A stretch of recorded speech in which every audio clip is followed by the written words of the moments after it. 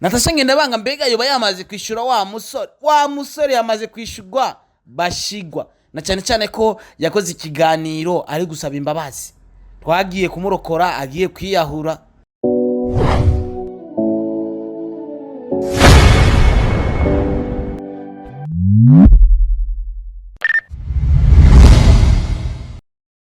Kende baramutse ndabifurize umunsi mwiza, abari mu gatondo ndabifurize igitondo ciza, abari ku mugoroba ndabifurize umugoroba mwiza.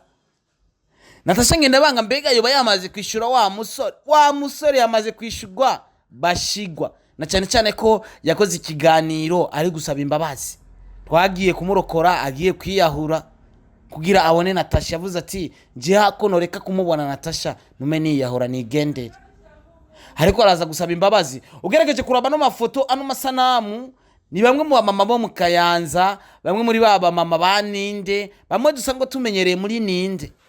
Zino style bazita style terigiti, ariko ugerageje kuraba Natasha Ngendabanga yazihindura zitransforma aza gukoramwo style moderne. Ni style tumenyereye kwa mama baruguru. Ugerageje kuraba bano bamama nabo mu Kayanza ndetse na bamwe muri baba mama basanzwe bakina ninde, Natasha Ngendabanga aza kuzikoramwo style moderne, azikuye muri style terigiti aza gukora style nziza cyane gose. Ni video rero amaze gushira ahagaragara, ndetse irimwo iyo style terigiti yayigize moderne. Bisigura ko Natasha numuhanga ashobora gutransforma ikintu agakira ikintu ciwiwe yisangije. Ugerageje kuraba rero bino bintu girenda kuzanire, twagiye basi gatwibwire ico bivuze ko twende bakunzi ba Star TV 257. Umaze kumva ku kanwaya tumenye nindirimbo zimaze gukorwa nyinshi cyane mu gihugu cya Tanzania. Nuno muntu ba Alikiba King Kiba baramaze gukorerwa indirimbo ni studio record.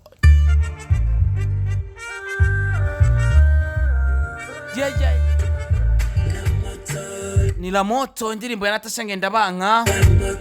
Ugerageje kuraba video, ni video nziza cyane igitangura gusa wumva amapeti yo gushaka kuyimarira. Ico no gusaba rero umukunzi wa Star TV utararaba cyangwa utarumviriza ibyo ngira ndakubwire hano mwibanga rya ino ndirimbo, manza usimbe kuri channel YouTube ya Natasha Ngendabanga. Ino ndirimbo manza urabe byinshi. La moto niko yayise indirimbo Natasha Ngendabanga, yise amazina menshi cyane, la boss, la brochette nandi mazina Natasha Ngendabanga. Uno musi rero twamaze kumushira ko Mrs. La Moto.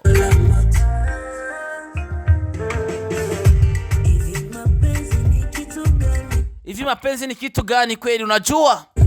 Urayazi wewe, urabarigwa sha mubaze Natasha Ngendabanga ni wayazi.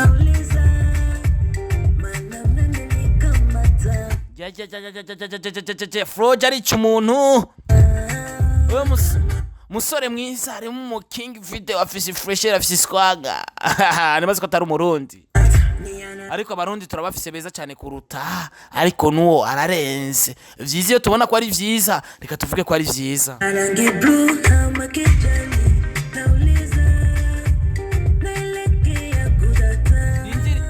Nindirimbo ugerageje kuraba n'indirimbo imeze neza cyane, biboneka yuko yafashe voyage arafata rutema ikirere akubitira mu kindi gihugu. Ugerageje kuraba twemeranye aha ni Zanzibar nta handi.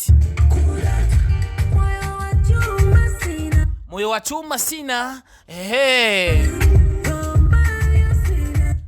umutima w'icuma ntawo mfise, n'umutima mubi ntawo wafise. Inzi gategerezwa kuyigira na cyane cyane gufuha kwa bigeme bitegerezwa kubaho. Bisikura yuko Natasha Ngendabanga yari yafushe. Tujya gushigikira vyize no video, urabona ko yatwaye akanoti katari gake cyane, akanoti kenshi cyane. Inyuma yo gukora pakuce na ikaba video y'umwaka, hatuzana iyindi video, iyo yiza kuba video y'imyaka yose.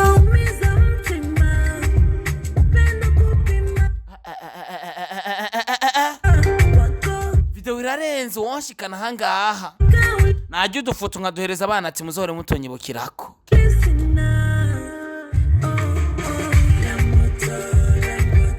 Icyo no gusaba nk'umukunzi wa Star TV 257 twamaze gusimbira kuri channel ya YouTube ya Ngendabanga. handitse Natasha Burundi, ndaza gushirira link ngaho muri commentaire, uraza guca kuri link vyoroshe kugira dusimbire kuri channel ya YouTube ya Natasha Ngendabanka, tubandanye tumushigikira na cyane cyane tumusengera ibikorwa vyo bibandanye bigenda neza cyane, nanje mumusengera kuko amagara yanje nameze neza cyane.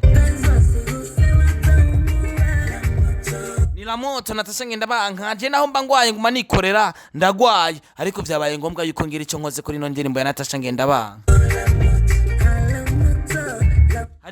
Harimwo imodoka imeze neza cyane mu Burundi nayo ndabona, ariko ugeze muri Zanzibar urayibona. Harimwo amabarabara meza cyane ameze neza cyane, bisigura yuko gushootingira ngaho akanote ni kose. Twende basi kuri channel ya YouTube Natasha Ngendabanka tuje kumushigikira, ndabigusavye nk'umukunzi wa Star TV 257 cyangwa nk'umukunzi w'umuziki wa 257.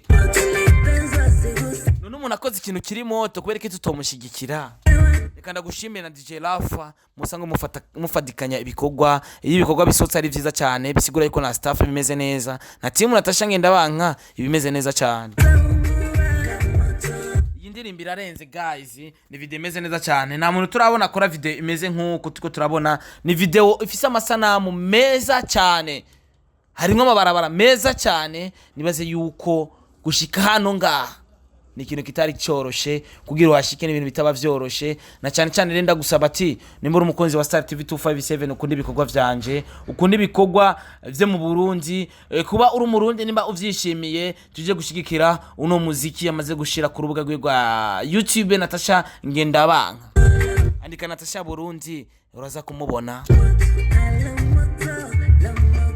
Ndagusaba gukora subscribe kuri Star TV 257 kugira mbandanye kubona ibikorwa byinshi vyiza cyane.